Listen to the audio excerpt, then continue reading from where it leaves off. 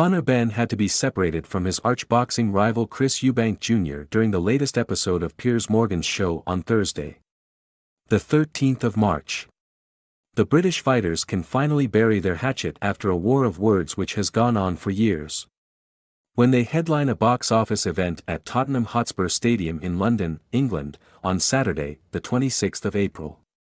However, ahead of the show, there was no shortage of bad blood, and this week's face-to-face session was no different.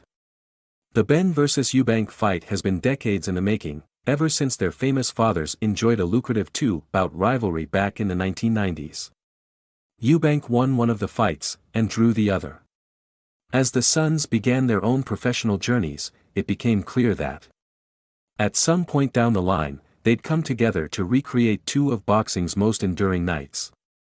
Eubank was due to fight Benn years ago. However, the latter tested positive for the banned substance clomiphene and the event fell apart at the 11th hour. Next month, though, they will stand across from one another for real, and, just days after Eubank slapped an egg over Benn's face.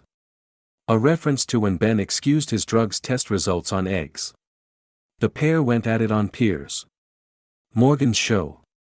There are 4 other confirmed fights on the Benn vs Eubank card, which Matchroom, Boxer, and Queensberry are all co-promoting. Liam Smith takes on the undefeated middleweight Aaron McKenna, Anthony Yarde and Lyndon Arthur engage in an all-Brit light heavyweight battle. And Chris "Bill Lamb" Smith returns to the ring at cruiserweight against Brandon Glanton. Finally, Vidal Riley fights Siobhan Clark, also at cruiserweight. The event airs on DAZN. The full Piers Morgan interview airs Friday.